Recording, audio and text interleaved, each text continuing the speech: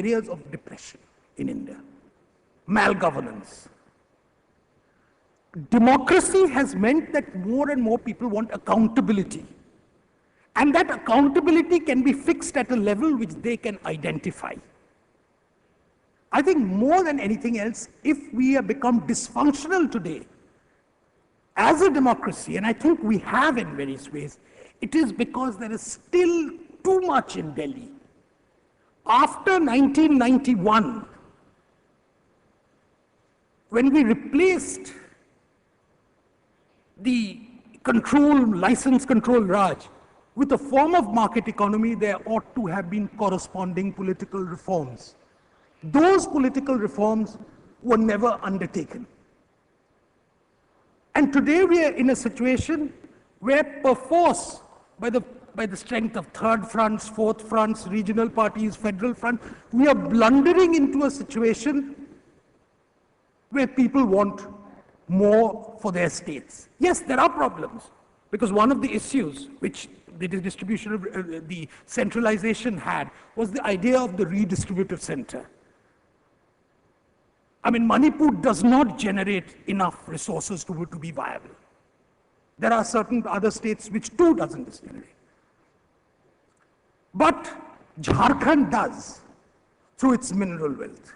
Orissa does through its mineral wealth. These are not being plowed back into those states.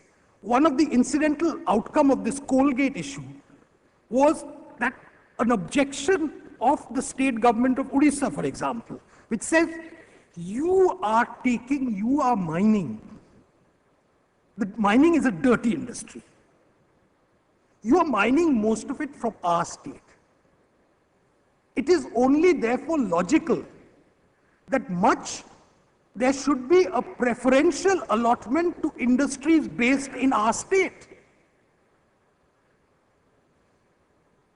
So one size fits all, which sometimes seems to be the assumption of various constitutional authorities, doesn't work in India. And I think therefore, there was a time when we used to talk about the unity and integrity of India being sacrosanct, etc. I think that's given. I don't think that is going to be compromised any longer. We have had a generation of people whose adoration for the national flag, whose sense of India, whose adherence to common values, etc., are there. But this has got to be supplemented by giving a meaningful empowerment to the states. And I think in the coming days, the type of politics which we are witnessing is going to, and it's not going to be trouble-free. I assure you, it's not going to be trouble-free. There's a lot of venality in the states as well. We all know that. But that's the direction in which we are moving. And the sooner we recognize it, the sooner we acknowledge it and make adjustments, I think it will be better. So I'm not all sort of gloom and doom about the future of India. I see a different trajectory in which things are moving. Thank you very much. Super. Before I open it out to questions from the audience, I think there is enough to celebrate about India today. The land of Tagore, which once made us hold our head high without fear, is today the land of one of the brightest, calmest chief ministers India's ever seen. I mean, Mamata Banerjee represents the kind of calm that Mother Teresa would have been proud of. Pranab Mukherjee today is the President of the Republic, an honorable man. So what if he made a couple of mistakes? We've always rewarded failure with success. That is the magnanimity of our nation. And we need to celebrate that. I think we need to celebrate the fact that after 2 successive days of power failure, we make one gentleman the most powerful man in the Union Cabinet, other than, of course, the Prime Minister in Chidambaram. So I think we take ourselves far too seriously. We should be delighted with what we have. I can't call us the cockroach nation, which means we'll survive anything. But we certainly are the bumblebee. Aerodynamically, the bumblebee is not supposed to fly, but you see, the bumblebee doesn't know that, so it flies happily. If you go by all the parameters of success, we should have failed a long time ago, but we don't care. We're progressing. I think there are, however, 3 or 4 serious issues which emerged from Qureshi Saab and Swapan's comments. Number one, let's not confuse electoral democracy with real democracy, where people are given an undeniable opportunity that is theirs for the asking. Number two, Swapan mentioned, and rightly so, the venality and the tribulations that exist within the states are over making, not of recent times, but because it is inherent in the character of our history. So, that is going to continue to be fractious. It's going to cause a lot of friction. We need to find a solution. The third, I think the judiciary needs to be far more agile, because that is somehow the only institution that's left. I mean, I hope this army chief doesn't quietly order, tanks up Raisina Hill, if that story was true. But we've had even our services being denigrated in the way they shouldn't have. The bureaucracy is too far gone for us to make any positive comments right now, but I'm sure they will also regroup and recover. Finally, I think we have become ingeniously patriotic and less nationalistic. And there's a slight distinction. We want to wear the flag on our sleeve, but not, as Karuna and Shantanu in their earlier session mentioned, do what we're supposed to do as honest, tax-paying citizens. And the rot is far too deep. I was asked last week or week before that in London in a speech, where do you see India? And you've always got to bat for your country. And I said, look, there are problems, but we shall overcome. But it's not just the question of an anthem. I think some real cleansing needs to happen, and that can only happen if we have better characters in leadership, means of stronger character. That's kind of gone, which is why you have the kind of parliamentary fights and, abuse that we see today, which is why you have the kind of nonsense we're seeing across the country. So, all things considered, we shall overcome, we will triumph. There's a lot going for us. I think we need to, I don't know why this government refuses to communicate the good that it does. I think a lot of good has happened in the last 8-9 years. The economy has genuinely done well. There has been a tremendous inflow from below the poverty line into above the poverty line.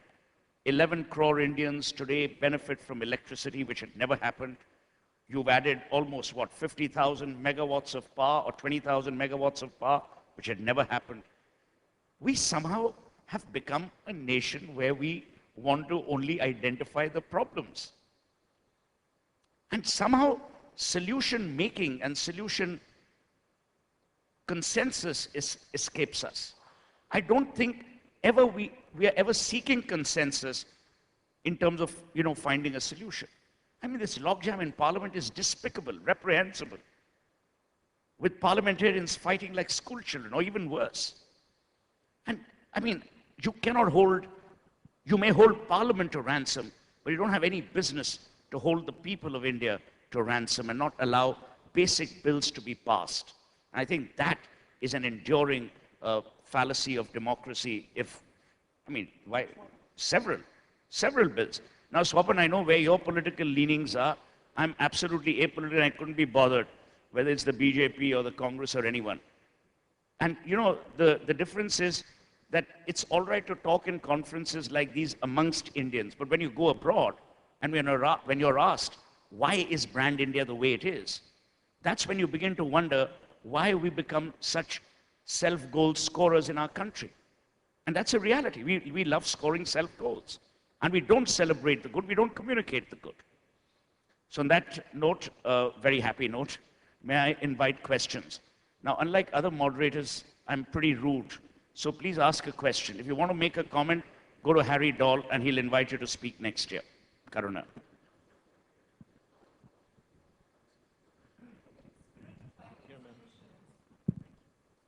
In the spirit of finding solutions, I actually think that Mr. Qureshi's suggestion, what's pending in the bill apparently, electoral finance reform, is vital to limit corruption.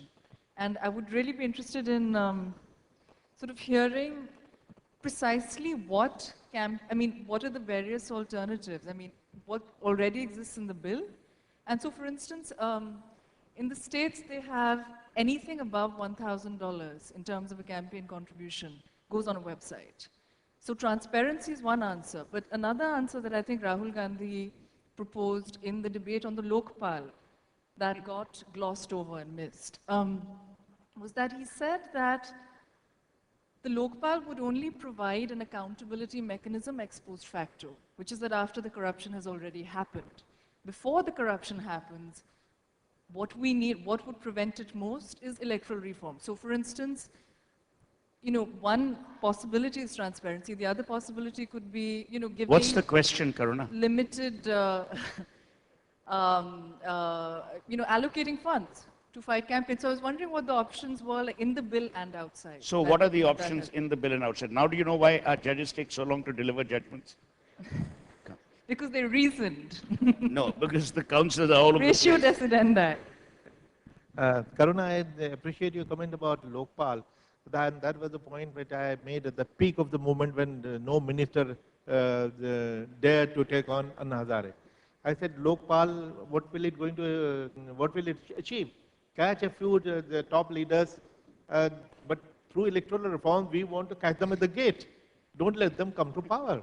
The fact that every week, every 10 days, we have a story when some minister is raped, another is involved in some crime or the other. That is the irony. Police is looking for some criminals with their guns, and suddenly they become ministers, and the same police then gives them security. And they enjoy the security to the hilt. So we feel that electoral reforms, they may sound very technical term generally, but they probably will really solve the problem. Because if there are good people in politics, I have often said that it has become fashionable to condemn all politicians. Now you can't have a situation when you love democracy and hate politicians. What is it that you want then? So we are good politicians. The fact that we have become a power to reckon with in the last 6 years is also shows our political leadership. Not bureaucracy, but the political leadership. Why hasn't Pakistan done so? So I think there are good leaders, there are good parties, and they need to be clean their act and have a look at this. My suggestion to the government will be, please bring up the bill, and those who will oppose will get exposed, and then there will be a people's backlash. And if you are able to pull it through, nothing like this, balle balle. Either way, you are a winner, but at least try. Meera. I'll come to you after this.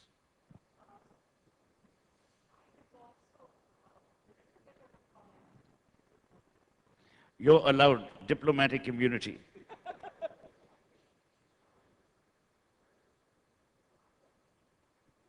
Technology prohibits me. No, I wanted to say that Swapan talked about the need for devolution to the states and not so much centralization as exists today. But at another level, I think what I'd like to add is you also need devolution from the states to the local bodies and the panchayats, because the states are the biggest block in devolution to the local level, and that's where actually people feel directly engaged in democracy and in making the choices of how to spend, how to raise resources, what will it do to our environment. And there we don't have any devolution because the states are opposed to it, since they feel it will be a diminution of their power.